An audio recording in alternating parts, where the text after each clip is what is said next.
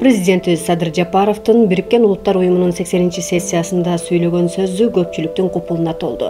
Карапайым адамдар, саясат талдоочулар дагы Жапаровдон мындай катуу айтылган кайрылууну күтпөгөндүгүн, ошол эле учурда сессиядагы айтылган эң жандуу пикир болгондугун дагы баса белгилешүүдө. 20 мүнөткө чукулдаган кайрылуусунда Жапаров саясий кызыкчылыктар менен күрөшүүнүн ордуна чыныгы глобалдык көйгөйлөр, экология менен күрөшүп, согушка коротулган акчаларды экологияны коргоого жумшоого чакырды. Эске сала кетсек, Бириккен Улуттар уюмунун негизги миссиясы дагы дүйнөлүк коопсуздукту, тынчтыкты сактоо, мамлекеттер аралык достукту бекемдөө жана глобалдык экологиялык көйгөйлөр менен күрөшүү болуп эсептелинет. Маекти толугу менен сунуштайбыз. Урматтуу төрайым, урматтуу башкы катчы мырза, урматтуу делегация башчылары, айымдар жана мырзалар.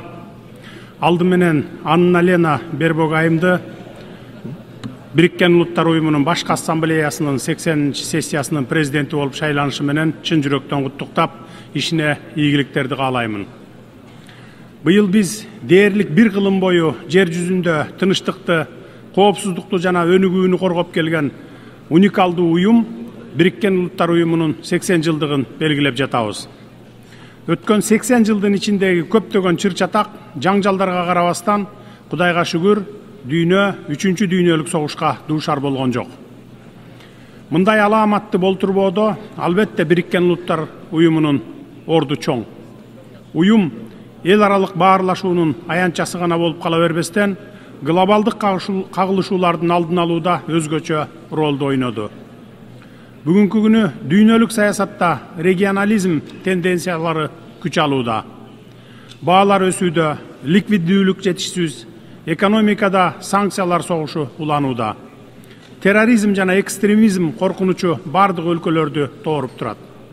Учурдагы сыноолорго карабастан, Бириккен Улуттар уюму моралдык бийлиги жана институттук потенциалы бар бирден бир универсалдуу уюм бойдон калууда. Урматтуу айымдар жана мырзалар, бүгүн Кыргызстан саясий туруктуулук жана жүрүп жаткан социалдык экономикалык өсүштөр менен сыймыктанабыз. Бул жетишкендиктер бизге оңой келген жок. Биз үчүн эркиндикке жана көз карандысыздыкка жетишүүнүн куну кымбатка турду. Бирок мен бир нерсени ишенимдүү айта аламын, Кыргызстан өзүн мамлекет катары түптөй алдык. Бул жетишкендигибиз бизге келечекке карай чоң максаттарды коюуга мүмкүнчүлүк берди. Эл аралык уюмдар, анын ичинде Бириккен Улуттар уюму да Кыргызстанды Евразия континентиндеги эң эркин жана туруктуу, күчтүү жарандык коомго ээ болгон мамлекеттердин бири катары тааныйт. Компаньон банк эң алдыңкы банктардын бири. Кыргызстандагы себептеген Россия Федерациясынан бардык кыйын которуу системалары менен иштешет. Бүгүнкү күн ошо Мой МТС системасына дагы убакыт келди. Мой МТС системасы аркылуу кыйынды компаньон банкка которуп, кошелектон же наличка алсаңыздар болот. Калганын көрүп аласыңдар. Орусиядан Кыргызстанга акча которууну Мой МТС тиркемеси аркылуу жөнөтүңүз. Бул болгону саналуу мүнөттү талап кылат. Мой МТС тиркемесине кирип, деньги бөлүмүн тандаңыз. Переводы зарубеж баскычын басып, өлкөлөрдүн тизмесинен Кыргызстанды тандаңыз. Которуунун валютасын белгилеп, суммасын жазыңыз. Способ перевода бөлүмүнөн компаньон банкын тандаңыз. Акча которуунун 3 жолу бар. Биринчи ыкма картага толуктоо. Бул үчүн алуучунун карта номерин билүү керек. Экинчи ыкма телефон номери аркылуу которуу. Бул үчүн алуучунун телефон номерин колдонулат. Үчүнчү ыкма капчыкка толуктоо. Бул үчүн да алуучунун телефон номери колдонулат. Маалыматтарды кайрадан текшерип, перевести баскычын басыңыз. Даяр. Акча дароо эле компаньон мобилдик капчыгына түшөт. Жана төлөмдөр үчүн дароо жеткиликтүү. Коррупцияга жана кылмыштуулукка каршы масштабтуу жана келишкис күрөш Кыргызстанда мамлекеттик саясаттын артыкчылыктуу багыты болуп калды. Бүгүн биздин алдыбызда эртеңки күндүн талабына ылайык саясий жаңылануунун жана экономиканы өнүктүрүүнүн милдети турат. Биз инвестициялык климатты жакшыртуу милдетин койдук, маалыматтык коомду, адилет жана ачык мамлекеттик башкарууну кура баштадык. Айымдар жана мырзалар, дүйнөнүн бардык мамлекеттеринин лидерлери өздөрүнө жана бири-бирине уюм эмне үчүн түзүлгөндүгүнүн улуу миссиясын эске салып, эскерүү үчүн жыл сайын Нью-Йоркко чогулушат. Мен дагы ушул миссия менен Нью-Йоркко келип отурам. Бүгүн менин дипломат кызматкерлерим эл аралык дипломатиялык абалды эске алган СПА текст даярдашыптыр. Бирок быйыл мен бул бийик трибунага чыгып, дипломат болбой эле коеюнчу деп чечтим. Быйыл мен бул трибунадан мамлекет башчысы гана эмес, дүйнөдө болуп жаткан эл аралык окуяларга өзүнүн чыныгы ой пикирин, ой толгоосун билдирген жөнөкөй адам, өз мамлекетинин жөнөкөй жараны катары сөз сүйлөгүм келип турат. Быйыл менин Бириккен Улуттар Уюмунун башкы ассамблеясына сөз сүйлөө үчүн 4-чү жолу келишим. 3 жыл катары менен келип кетип, кулакка жагымдуу, жакшынакай сөздөрдү сүйлөдүм. Бүгүн мен миллиондогон кишилердин жүрөгүнө өйгөн көйгөйлөрдү ачык айкын айтайын деп чечтим. Дүйнөнүн чар тарабында, ар булуң бурчунда, Европада, Жакынкы Чыгышта, Африкада жана Азияда жаңы куралдуу кагылышуулар жана согуштар тутанууда. Миллиондогон адамдар үй жайынан ажырап, өз жерин, өлөң төшөгүн таштап кетүүгө аргасыз болууда. Миллиондогон адамдар курман болууда. Жапа чеккен адамдар кимдер? Негизинен карапайым эл. Алардын өлүмүнөн акча жасаган бул дүйнөлүк саясатчылар. Биз көптөгөн элдердин, Палестинанын, Украинанын, Судандын, Сириянын жана башкалардын азап чегип жатканына көз жумуп олтурбашыбыз керек. Ал жерлерде согуштук аракеттер уланып, карапайым адамдар кырылып, адам укуктары бузулууда. Дүйнө коомчулугу өзүнүн өзүмчүл геосаясий кызыкчылыктарына таянып, аталган чыр-чатактарга мунусу көбүрөөк, ал эми тигиниси азыраак маанилүү деген принцип менен мамиле кылып, кош стандарттуу ыкманы колдонууда. Украинада дээрлик 4 жылдан бери жаңжал уланып, адамдар өлүп, жарандары өлкөдөн качып чыгууда. Биз АКШ президенти Дональд Трамп менен Россия президенти Владимир Путиндин Украинадагы жаңжалды жөнгө салууга багытталган аракеттерин жана чечимдерин колдойбуз. Биз буга кызыктарбыз. Анткени Россия Украина жаңжалынан улам биз дагы жапа чегип жатабыз. Бир тараптуу санкциялар бизге, жаңыдан бутуна туруп келе жаткан өлкөгө да кесепетин тийгизүүдө. Кыргызстан экономикасын өз алдынча чыңдоого күчүрөп аракеттенип келебиз. Андыктан негизсиз санкцияларды өлкөнүн ички иштерине кийлигишүү катары жана жаңыдан бутуна туруп келе жаткан экономикабызды төбөсүнөн ылдый басуу деп баалайбыз. Мен дайыма айтып келгем жана дагы бир жолу кайталаймын. Кыргызстан өзүнүн эл аралык милдеттенмелерин ар дайым так аткарып келген жана аткара беребиз. Бирок биз жарандарыбыздын кызыкчылыгын, өлкөнүн экономикалык өнүгүүсүн курмандыкка чала албайбыз. Кыргызстанга карата жарыяланган санкциялар айрым бейөкмөт уюмдар жана кара ниет жарандарыбыз тарабынан жайылтылган жалган маалыматтарга негизделген. Кыргызстан банктардын ишмердүүлүгүн кылдат текшертирүү үчүн көз карандысыз эл аралык аудиттерди кабыл алууга даярбыз. 2024 жылы Европа Бирлигинин өлкөлөрү Россия менен 141 миллиард долларга соода жүргүзсө, анын 36 миллиард доллары Россиядан импорттолгон товарлар болгон. Ал эми биздин эки банкка каршы санкция жарыялаган Британиянын өзү 2024 жылы Россия менен 2,2 миллиард долларга соода жүргүзгөн. Ачык айтканда, кимдир бирөөлөр өз алдынча кызматташуу мүмкүнчүлүгүн өзүмчүлүк менен өзүнө калтырып, өз кызыкчылыктарын коргоп, башкаларга тыюу салган. Бул көрүнүштү кантип атоо керек? Өзгөдөн бир нерсе талап кылаардан мурда өзүң башкаларга үлгү бол деген сөз. Бизге Россия менен кызматташпагыла деген талап коесуңар дагы өзүңөр кеңири кызматташып жатасыңар. Бизди силерге караганда Россия менен көптөгөн экономикалык байланыштар бириктирип турат. Ошондуктан экономикалык жактан алганда Россия менен кызматташпай кое албайбыз. Биз башкалар менен тирешүүнү каалабайбыз. Биз дээрлик бардык өлкөлөр менен кызматташып, көп векторлуу саясат жүргүзүп жатабыз. Мисалы, биз ошол эле Англияга жылына 1 миллиардтан ашык долларга алтын сатабыз. Менин өлкө президенти катары биринчи милдетим жарандарымдын жана өлкөмдүн коопсуздугун камсыз кылып, экономикалык абалын жогорулатуу. Биз экономикалык кызматташтыкты жана сооданы саясатташтырууга каршыбыз. Ошондуктан эки банкыбызга салган санкцияларды тез арада алып салууну талап кылабыз. Урматтуу айымдар жана мырзалар, Бириккен Улуттар Уюмунун башкы катчысы буга чейин Газа тилкесин миңдеген балдардын көрүстөнү деп мүнөздөгөн. Газадагы согушту жана үрөй учурган окуяларды токтотуу үчүн дагы эмне кылуу керекпиз? Биз Газа тилкесиндеги аеосуз кагылышуулардын айынан эбегейсиз жоготууларга учурап жаткан Палестина элине тилектеш болушубуз керек. Бүткүл дүйнөнүн көз алдында өтүп жаткан адамчыдагыс трагедияга кайдыгер карабашыбыз керек. Биз палестиналыктарга каршы геноциддин токтотулушун жана Бириккен Улуттар Уюмунун эл аралык соту тарабынан эл аралык соттук иликтөөнүн башталышын талап кылабыз. Менин өлкөм ар дайым зордук зомбулуктун жана терроризмдин бардык көрүнүштөрүн кескин айыптайт. Анын ичинде 2023 жылдын 7 октябрындагы Израилге террорчулардын кол салууларын дагы айыптайбыз. Андай террорчуларды катуу жазалоо керек.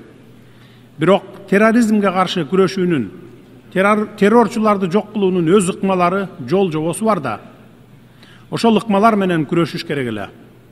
Андай террорчулардын кесепетинен миллиондогон жөнөкөй жарандар, жаш балдар кырылбаш керек эле. Эмне себептен карапайым элдин, бейкүнөө балдардын 100 миңдеп кырылышына жол берип жатабыз? Тынычтыкты орнотуунун бирден бир жолу эки эл үчүн эки мамлекет принцибин ишке ашыруубуз керек. Палестина 1967 жылдагы чек аралардын негизинде көз карандысыздыкка ээ болушу керек. Биз ошондой эле Катар менен Ирандын аймагына жасалган акыркы ракеталык чабуулдарды айыптайбыз. Анткени бул чабуулдар көз карандысыз өлкөнүн эгемендүүлүгүнө кол салуу болуп саналат, аймактагы туруктуулукка жана коопсуздукка коркунуч келтирет жана эл аралык укуктун ченемдерине каршы келет. Урматтуу мекендештер, кайрымдуу мекендеш долбоорубуз уланып жатат. Силерге сим карта керек болсо, биздин жарандардан алып колдонсоңуздар болот. Чыныгы безлимиттик тариф 490 рубльдан айына эсептелинет. Ошол кайрымдуулукка түшкөн акчанын 20% муктаж болгон мекендештердин муктаждыгына кетет. Сурап билүү телефондору +7 900 144 14 14. Госуслуги боюнча, биометрика боюнча, каттоо боюнча толугун силерге жардам берет. Кайрылы бериңиздер, мекендештер колдоп жүрө бериңиздер. Газа, Иран, Ливан жана башка аймактардагы терроризмге, коркунучтарга каршы күрөшүү, алардын масштабына жана мүнөзүнө ылайык келүүгө тийиш, бейкүнөө жарандар, аялдар жана балдар жабыркабашы керек, алар курмандыкка чалынбашы керек. Урматтуу айымдар жана мырзалар, коңшу өлкө катары Кыргызстан азыркы оор шарттарда Афган элине ар тараптуу колдоо көрсөтүүнү, Афганистандын экономикасын аймактык жана дүйнөлүк экономикалык процесстерге интеграциялоо маанилүү деп эсептейт. Афганистанды эл аралык изоляцияга алуу, аны чет элдик жардамсыз калтыруу туура эмес. Бул адилетсиздик. Геосаясий идеологиялык максаттарды көздөп, каржылык инструменттерди колдонуу аркылуу гуманитардык кризисти курчутууну адилетсиздик жана адамгерчиликсиздик деп эсептейбиз. Ошондуктан биз батыш өлкөлөрү тарабынан тондурулган Афганистандын активтерин 9 миллиард акш долларынан ашык акча каражатын мүмкүн болушунча тез арада мыйзамдуу ээсине, Афган элине кайтарылышы керек деп эсептейбиз. Аталган каражаттар инфраструктураны калыбына келтирүүгө, жергиликтүү банктар аркылуу жарандарга жеткиликтүү насыяларды берүү мүмкүнчүлүгүн кеңейтүүгө, айыл чарбасын өнүктүрүүгө жана жакырчылыкта жашаган миллиондогон адамдарга жаңы мүмкүнчүлүктөрдү түзүүгө жардам бермек. Бул акчаларды ушул тапта өзүңөр колдонуп, пайдасын көрүп жатасыңар. Эмне деген уятсыздык. Ушул эле Бириккен Улуттар Уюмунун маалыматына ылайык, 2025 жылы Афганистанда 15 миллиондон ашык адам ачкачылыкка дуушар болсо, 24 миллион адам гуманитардык жардамга муктаж болуп турат. Баарыбызга маалым болгондой, сентябрь айынын алгачкы күндөрүндөгү жер титирөөдөн улам 2000ден ашуун афган боордошторубуз каза тапты. Тилекке каршы акча каражаттарынын жетишсиздигинен жана инфраструктуранын начарлыгынан улам жабыркагандарга өз убагында жардам көрсөтүүгө мүмкүн болгон жок. Биз батыш өлкөлөрүнүн лидерлеринин Афган элинин келечеги үчүн активтерин тез арада кайтарып берүүгө чакырабыз. Эгер Афган эли жакырчылыктан, ачарчылыктан тез арада чыксын десеңиздер, токтоосуз кайтарып бериңиздер. Адам укугу, мамлекеттер аралык укуктар жөнүндө сүйлөгөн сөзүңөр менен кылган ишиңер мына ошондо бири-бирине дал келет. Урматтуу жыйындын катышуучулары, Африка өлкөлөрүндөгү чыр чатактардан баштап азык-түлүк коопсуздугуна чейинки маселелер сөз жүзүндөгү боорукердикти эмес, конкреттүү иш менен бекемделген тилектештикти талап кылат. Африка 1,5 миллиарддан ашык калкы бар, 54 мамлекет жайгашкан Евразиядан кийинки эле экинчи чоң континент. Африкада ресурстардын эбегейсиз запастары бар. Жана биз жакынкы келечекте Африканын дүйнөлүк экономикадагы жана эл аралык саясаттагы ролу бир нечесе жогорулай тургандыгына ишенебиз. Ошондуктан Африканын эбегейсиз кен байлыктары Африканын тез өнүгүүсүнө жана өз кызыкчылыктарына жумшалыш керек. Бириккен Улуттар Уюмунун тынчтыкты сактоо ишин күчөтүүбүз зарыл. Менин өлкөм 1990 жылдардын башында эгемендүүлүккө ээ болгондон тартып Бириккен Улуттар Уюмунун тынчтык күчтөрүн конфликт болгон өлкөлөргө жөнөтө баштаган. Бул биздин бүткүл дүйнөдөгү тынчтыкты жана коопсуздукту чыңдоого чын ыкластан салым кошууну каалай тургандыгыбызды дагы бир жолу далилдейт. Мамлекеттердин салымы алардын өлчөмү менен эмес, алардын тынчтыкта жана тилектештикке чын ыкластуу каалоосу менен аныкталууга тийиш. Биз эл аралык келишимдерди, анын ичинде ядролук куралдарды таркатпоо жөнүндөгү келишимдерди аткарууну жактайбыз. Жаш муундарды өзөктүк куралсыз дүйнөнү кабылдоого тарбиялашыбыз керек. Жаш муундардын арасында массалык кыргын салуучу куралдардын колдонуунун кыйратуучу кесепеттери жөнүндө түшүндүрүү иштерин жүргүзүүбүз зарыл. Кыргыз тараптын демилгеси менен жана Бириккен Улуттар Уюмуна мүчө мамлекеттердин колдоосу менен куралсыздануу боюнча эл аралык агартуу күнүнүн концепциясын ишке ашыруу эң сонун аянтчы болмок.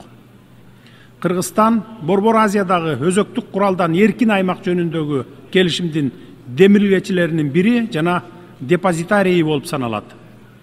Биз куралсыздануу жана аны жайылтпоо боюнча бардык фундаменталдуу эл аралык документтерге, анын ичинде ядролук куралды жайылтпоо боюнча келишимге жана ядролук сыноолорго толук тыюу салуу жөнүндө келишимге кошулдук.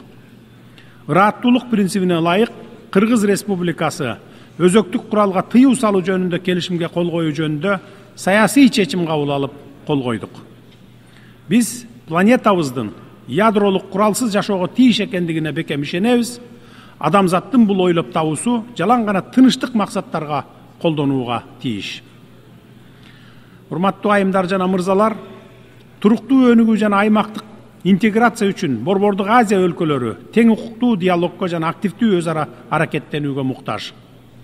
Кыргызстан татаал тарыхый географиялык шарттарга карабастан коңшу мамлекеттер менен, атап айтканда Тажикстан жана Өзбекстан менен чек ара маселелерин тынчтык жолу менен чечип алдык. Бул процесс жогорку деңгээлде жана эксперттик деңгээлдерде узакка созулган сүйлөшүүлөр менен коштолуп, бардык тараптардын кызыкчылыгын эске алуу менен чечилди. Бүгүнкү күндө Кыргызстандын, Тажикстандын жана Өзбекстандын чек аралары достуктун, сооданын жана кызматташтыктын чек арасы экенин ишенимдүү түрдө айта аламын. Бул тажрыйба саясий эрк, урматсый жана диалог бар жерде тынчтык болушу мүмкүн экендигин ырастап турат. Бул бизге бардык карама каршылыктарды чечүүгө жана өнүгүү жолуна түшүүгө мүмкүндүк берди. Кыргызстан татаал маселелерди чечүүдөгү тажрыйбасын дүйнөлүк коомчулук менен бөлүшүүгө даяр. Келиңиздер, дүйнө жүзү боюнча курал жарактарга колдонулуп жаткан 3 триллион доллардан ашык акча каражаттарды элдин турмушун жакшыртууга, ачарчылыкты жоюуга, экологиябызды жакшыртып, абаны тазартууга колдонолу. Абадан дем алууда дүйнөнүн кайсы бурчунда жашаба, чек жок эмеспи? Баарыбыз бир аба менен дем алабыз. Ошондуктан кимдин куралы күчтүү деген жарышуу менен эмес, кайсы өлкөнүн жаратылышы, кайсы өлкөнүн абасы таза деген жарышуу менен жашоого баарыңыздарды чакырып кетет элем. Урматтуу достор, климаттын өзгөрүүсү бүгүнкү күндө биз күбө болуп жаткан чындык. Кургакчылык, мөңгүлөрдүн эриши, экосистеманын өзгөрүшү, биологиялык ар түрдүүлүккө карата коркунучтар алдыбызда турат. Кыргызстан бул өзгөрүүлөр өзгөчө таасир эте турган тоолуу өлкө. Биз азыртадан эле суу ресурстарынын азайышын, айыл чарба жана биологиялык ар түрдүүлүккө тиешелүү коркунучтарды башыбыздан кечирип жатабыз. Кыргызстан деңизге чыгууга мүмкүнчүлүгү жок болгонуна карабастан, эл аралык экологиялык демилгелерге активдүү катышып, глобалдык экосистемаларды коргоого багытталган келишимдерди колдоодо олуттуу роль ойной алат. Кыргыз Республикасы бир системанын эки уюлу болгон тоолордон океанга чейин деген жаратылыш системаларынын өз ара байланышынын таанууну жактап келет. Анткени океандардын келечеги тоолордун чокуларынан башталат. Бул контекстте биз деңиздеги биологиялык ар түрдүүлүк жаатындагы келишимди ратификациялап, ушул келишимге кошулган алгачкы 60тан ашуун мамлекеттин катарына кирдик. Деңиз жана жээк экосистемаларын коргоп турган дарыялар тоодон башталат. Демек, тоо экосистемаларын коргоо жана деңиздерди туруктуу башкаруу бири-бири менен байланышта турат. Азыр биз тоолуу аймактарды туруктуу өнүктүрүү боюнча мамлекеттердин, эл аралык уюмдардын жана эксперттердин борбордук аянтчасы катары 2027 жылга пландаштырылган Бишкек +25 экинчи саммитин даярдап жатабыз.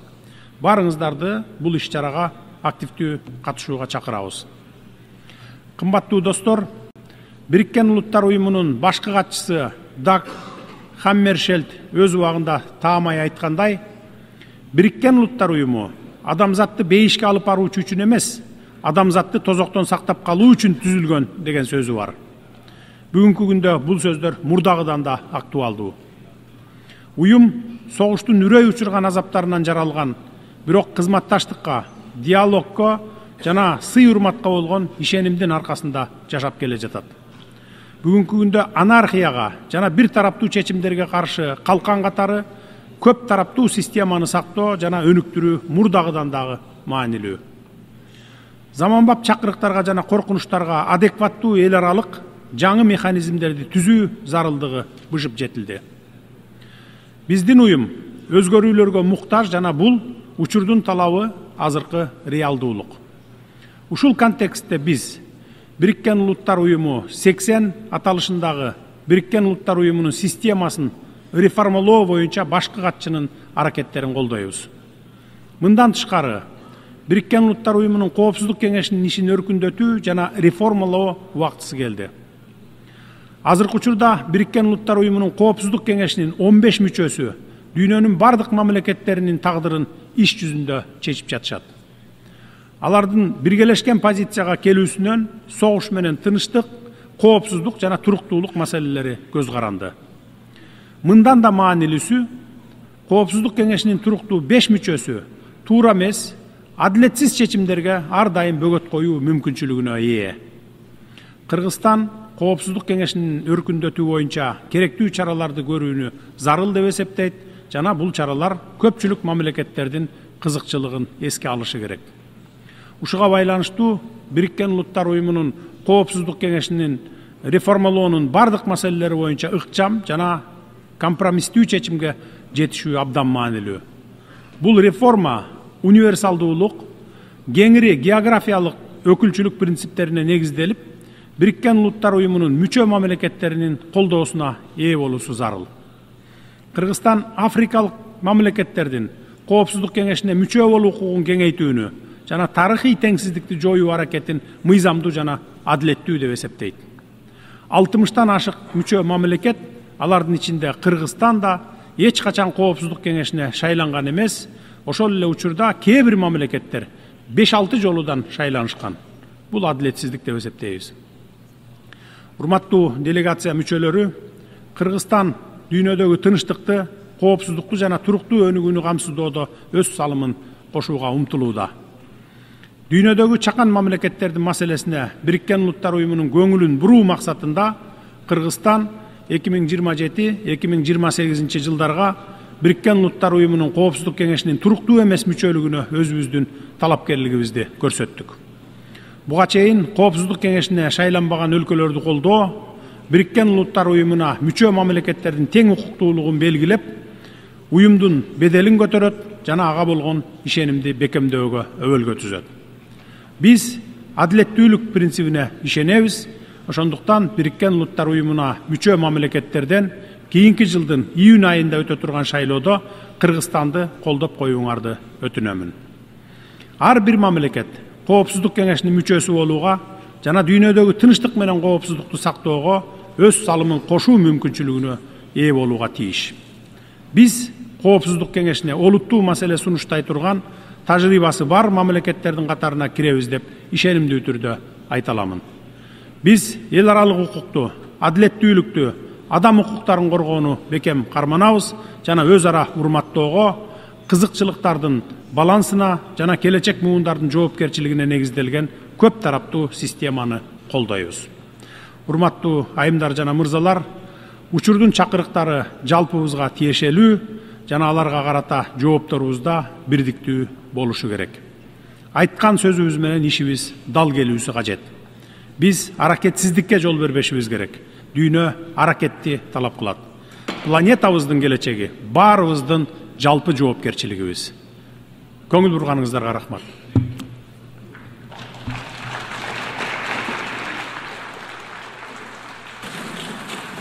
On behalf of the Assembly, I wish to thank the President of the Kyrgyz Republic.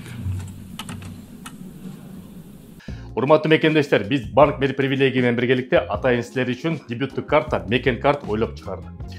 Биринчи артыкчылыгы короткон акчанын 3% кайра силерге кайтарып келет. Экинчи артыкчылыгы жылына болгону 999 рубль. Үчүнчү артыкчылыгы мер привилегия приложениясы аркылуу Мекен деген промокодду киргизип туруп которсоңуздар, эң арзан баа менен тыйын которууга мүмкүнчүлүк болот. Эң негизгиси төртүнчү артыкчылыгы, эгерде жалпы жаамат менен бардыгыбыз биргеликте 1000 картадан ашык колдоно турган болсок, төртүнчү артыкчылык болуп туруп, юридикалык, медициналык жана страховкалык камсыздоону бекер кылып беребиз деп сөз берип атат.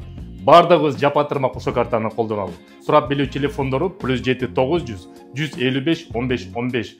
Алуу үчүн метро Баррикадныйдан Поварская көчөсү 23 көрүп сторткө барасыздар. Же болбосо жанагы номерге чалсаңыздар, жеткирип берүү системасындагы ойлонуштуп жатабыз. Кабыл алыңыздар.